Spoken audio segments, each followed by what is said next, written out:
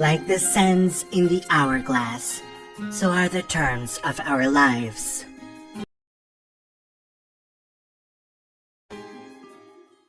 What do you mean? We're finished. It's over. It's all this complicated terminology you keep using. Your words make no sense to me. Jenny, please. No, it's for the better. Take it. My heart can't take this anymore. I'm sorry. We're terminologically incompatible.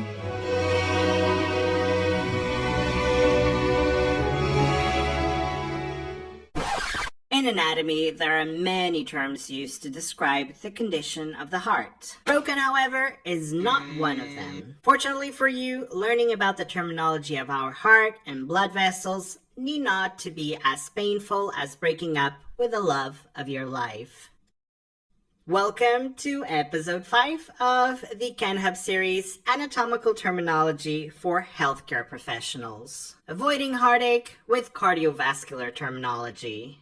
If you've watched the previous episodes in this series, you'll know by now our philosophy to learning anatomical terminology. It's all about breaking down long-winded, complicated terms into small, easy-to-understand word parts. These, of course, are roots, suffixes, and prefixes of anatomical terminology. And once you've mastered these, your heart will be fluttering with love rather than flatlining when trying to tackle with new terms in the clinic. So let's first address the elephant in the room. Where did the term cardiovascular come from? Well, cardio originates from the Greek kardion, which of course means heart. And although the heart pumps blood around our whole body, it couldn't do its job without the vascular part, right? This comes from the Latin term vasculum, meaning small vessel. Now we're ready to delve deeper into our study today, focusing first on the terminology of the heart. So we know that the heart is a complex and fascinating organ. I mean, it has its own nervous system and pacemaker, for goodness sake. So it should be as no surprise that there are many terms containing the root word cardi or cardio. For example, let's look at the layers in and around the heart wall, which all contain cardi or cardio in the name. The endocardium is the innermost lining of the heart wall. The myocardium is the muscle of the heart wall. The epicardium is the lining which lies directly upon the outer surface of the heart. And we have the pericardium, which is the envelope of fibrous tissue which surrounds and encloses the heart. So we know that the heart is divided into 4 chambers, 2 atria and 2 ventricles.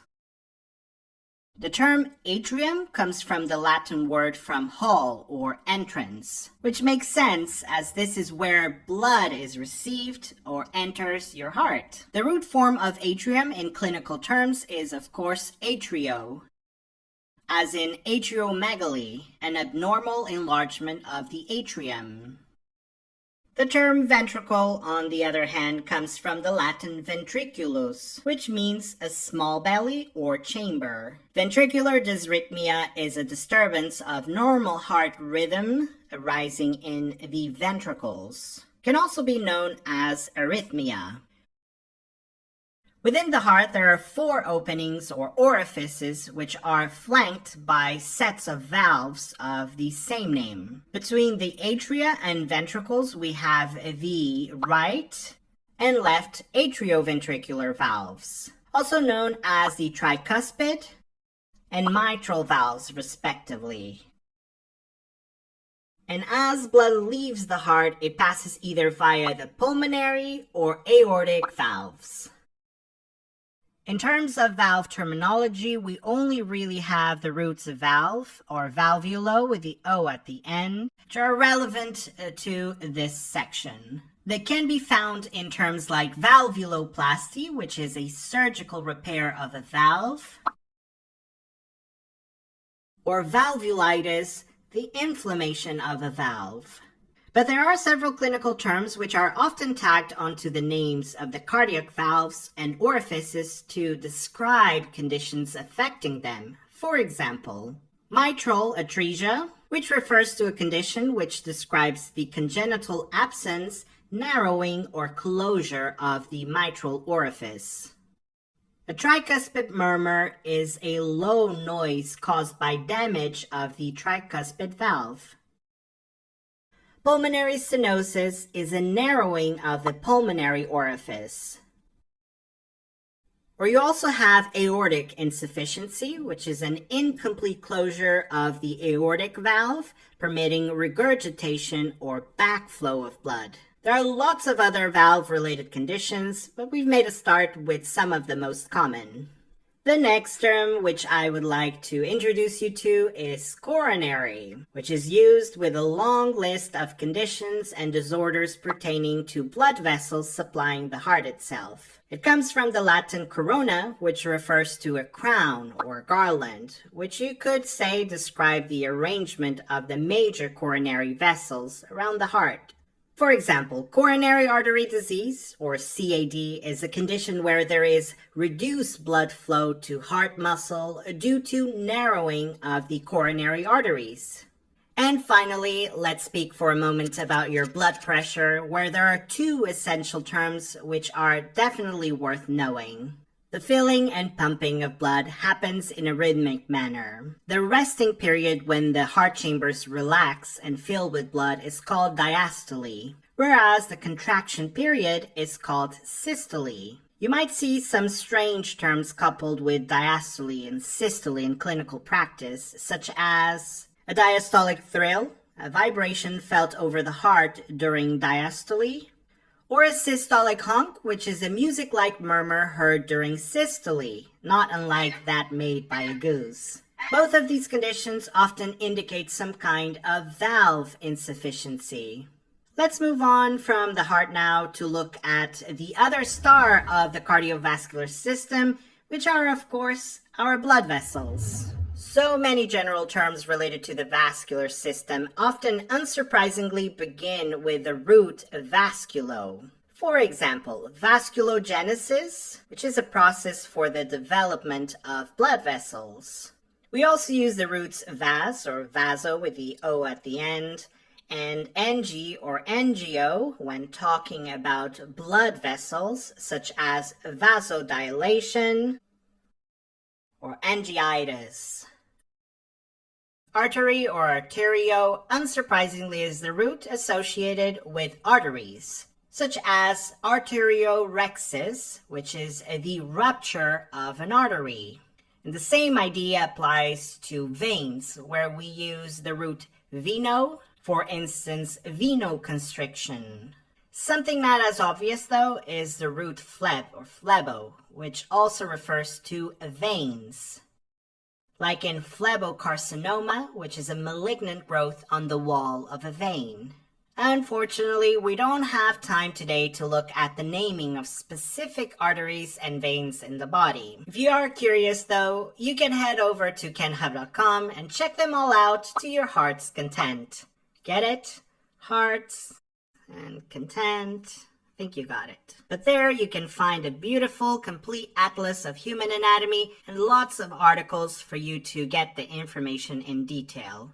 Of course, the main function of the cardiovascular system is to move around blood. And we know that blood is composed of three main types of blood cells, which provide us with three important root words to remember.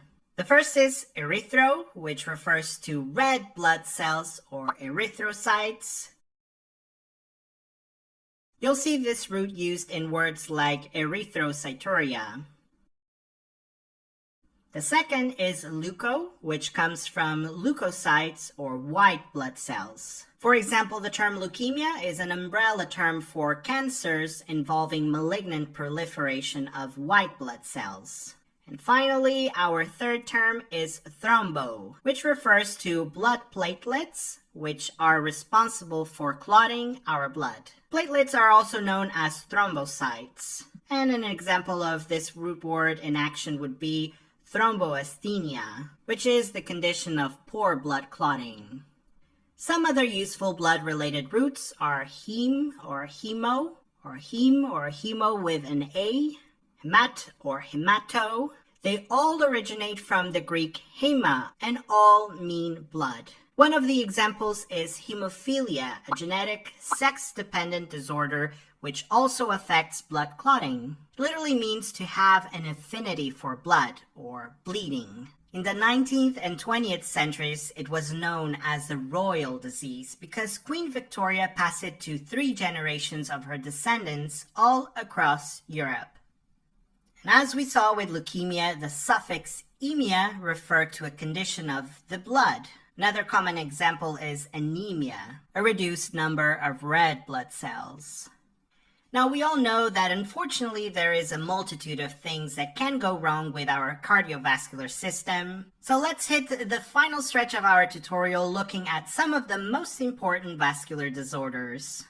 Let's begin with the root scler or sclero, which refers to quite a common condition, the loss of elasticity or hardening of a blood vessel wall. For example, arteriosclerosis is the loss of elasticity in arteries. The most common type of it is atherosclerosis, which is a buildup of fatty deposits in the inner layer of an artery, which can reduce blood flow. An aneurysm is a dilation or swelling of an artery or heart chamber due to weakening of the walls, often a result of atherosclerosis. An embolus or embolism is a type of clot which has moved from where it was formed and travels within the bloodstream until it causes an obstruction by entering a vessel that is too small for it to pass, often in the lungs. Situation in which there is a reduced blood flow to an organ or tissue, perhaps caused by a clot, is known as ischemia. Another reason for interrupted blood flow to an organ would be due to hemorrhage, which is a bleed from a ruptured blood vessel. Damage to tissue as a result of reduced blood flow is known as infarction, such as myocardial infarction, damage to heart muscle after ischemia.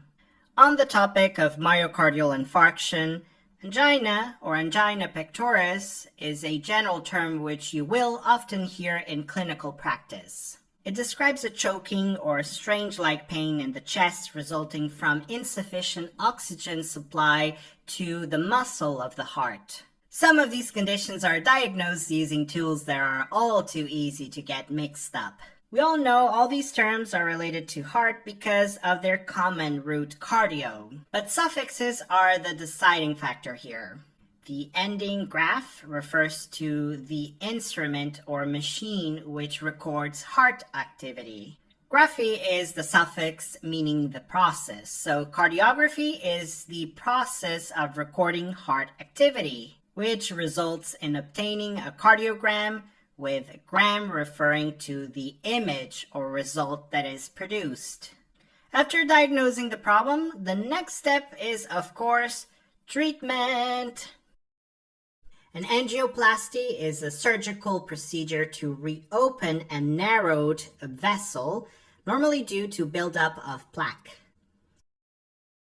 CABG, I know what you're thinking, but this procedure has nothing to do with cabbage. The abbreviation actually stands for coronary artery bypass graft. That means reconnecting the coronary artery to the aorta past the point of blockage using a piece of another vessel. Some other abbreviations that you'll hear in clinical practice are CPR, the famous cardiopulmonary resuscitation. BPM stands for beats per minute, so your heart rate. Well, I'd say this is quite enough for one day. I hope your brain or heart doesn't hurt too much, because we still have a few topics to learn in our video series. On the plus side, we are one step closer to mastering medical and anatomical terminology. I'll leave you with a little task to challenge yourself. Can you figure out what these terms mean using the information you learned in today's video? And as usual, let us know your answers in the comments below. Don't forget to show us some love and like this video and subscribe to our channel for more videos like this one. And that wraps up our cardiovascular terminology video, but we'll see you in the next installment of our series Anatomical Terminology for Healthcare Professionals on the Nervous System. I'll see you there.